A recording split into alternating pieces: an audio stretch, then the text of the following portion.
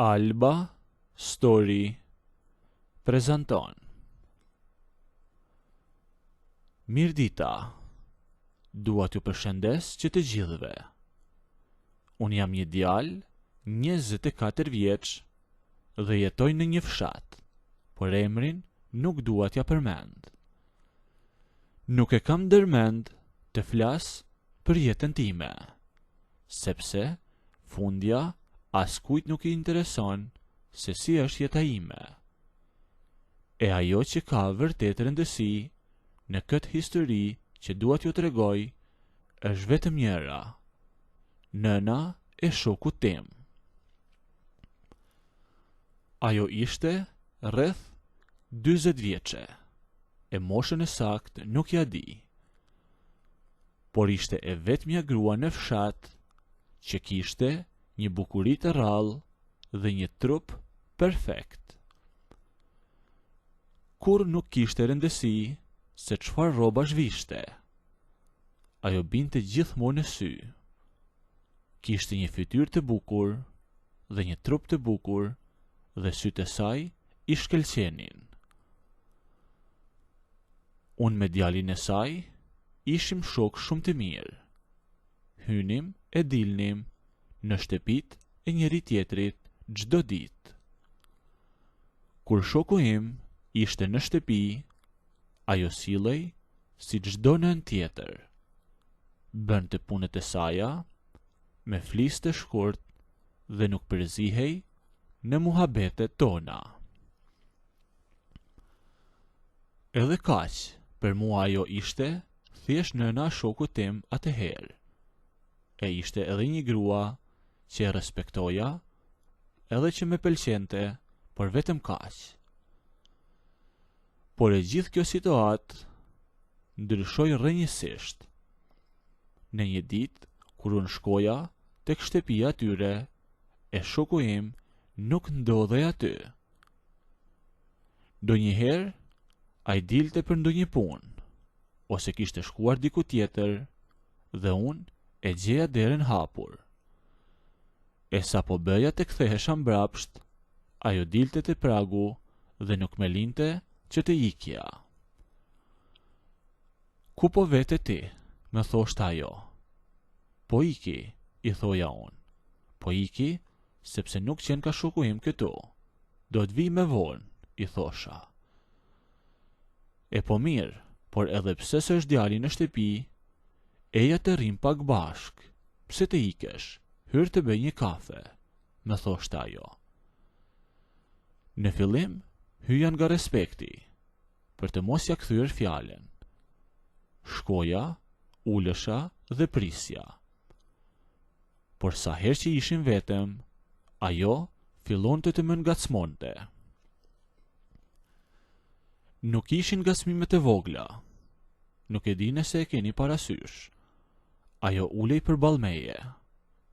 Me hidhte fjalë provokuese dhe bënte gjeste që mua me vinin shumë në siklet.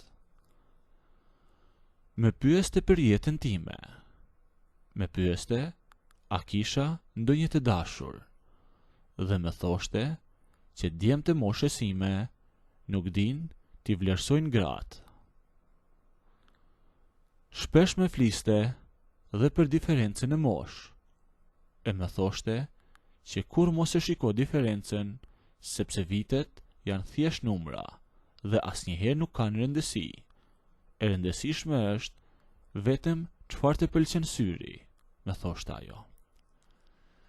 Mua me pëlqente shumë si pamje. Kisha shumë turp kur e kisha aq afër, por mendoja gjithmonë shokun tim. Gjëja që me bënte me shumë përshtypje ishte para se të ikja nga ajo. Ajo me ndalonte tek dera dhe ma thoshte qartë: këto fjalë që bëjmë ne të dy, nuk dua t'i marr vesh asnjë njeri. Kuptove, me thoshte ajo. Unë sa po bëja të ikja, ajo prap vazhdonte.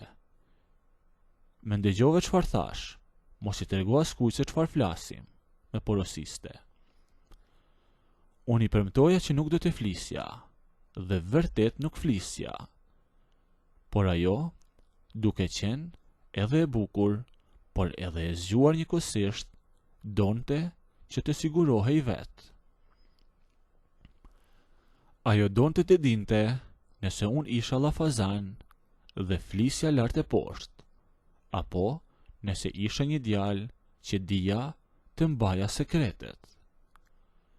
Kështu që një ditë me bëri një provë.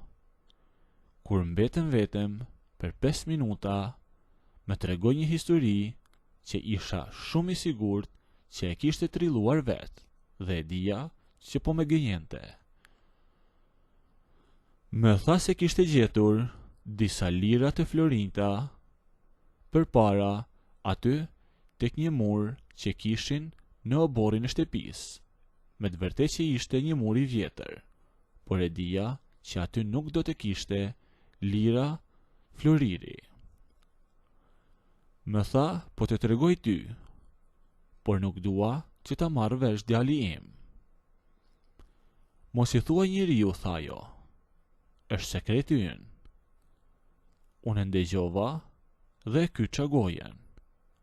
E kaluan javë të tëra, unë nuk i thash as një fjalë shokut tim, as për parat, e për ngacmimet, jo e jo. Ajo e pa këtë gjë, e vëzhgoj situatën dhe u bind në mua plotësisht. E kuptoj që unë isha i sigurt dhe nuk i nxirrja fjalët. Dhe kështu, erdhi ajo dita që desha t'ju tregoja që në fillim, ku gjërat ndryshuan. Ishim të 3 bashk në sallonin e tyre duke ndenjur. Unë, shoku im dhe ajo.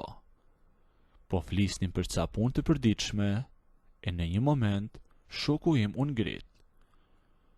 Po shkoj pak në dhomën time të marr diçka sepse filloi që të bëj fresk, thaj. E dolin nga dhoma. E sa po unë dëgjuan hapat e tij në ato shkallët e drunjt, ajo nuk humbi as një sekond. U kthyen nga unë dhe më tha si fshehtas e shpejt këto fjalë. Eja sonte tek unë, sepse nuk do të jetë ky në shtëpi. Ka atë punën e natës, më tha ajo. Unë thjesht pohova me kokë dhe ja miratova atë çfarë po më kërkonte, sepse nuk mund të flisja, sepse shihja që shoku im po kthehej. Pasi ndenja edhe pak, unë ngrita dhe ika në shtëpinë time. E gjithat kohë të mbetur, atë pasdite, e kalova duke menduar për atë moment që më tha ajo. Kur erdhi darka, e pa shokun tim që u nis për në punë. Prita derisa nuk e shihja më në rrugë dhe kishte ikur. E menjëherë u nisa drejt shtëpisë së saj. Eca si fshehurazi pa bërë zhurmë dhe duke kthyer kokën anash që të mos më shihte kush. E hyra brenda, nga dera e oborrit që ajo kishte lënë të hapur për mua, që të mos kërciste kur ta hapja ta mbyllja. Ajo me priste në dhomën e ndenjes. Sa po hyra, ajo me njëherë mbylli derën. E nuk kishte as një lloj fjale nga ajo e as hezitim. Filloi të me provokon të hapur, duke me treguar se sa shumë e kishte pritur këtë natë. As nuk e mora guximin të ulesha në divan. Po rria në këmbë, e shikoja dhe nuk po dija si të veproja. Ajo u ofrua fare pranë meje, me shikonte dhe me tha me një zë të ulët, tani të kisha puthur nëse nuk i tregon askujt. Qëndroja i pa lëvizur, e pastaj mezi fjalët me dolen nga goja. Asnjëherë nuk i kam treguar askujt për asgjë. Ti e den këtë punë, thash. Ajo busjesh i lehtë dhe më tha vetëm 2 fjalë. E di sa besnik që je. Dhe sa po i tha këto fjalë, u lëshua drejt meje, si e uritur, dhe filloi të më puthte direkt në buzë. Pastaj u lirova dhe unë.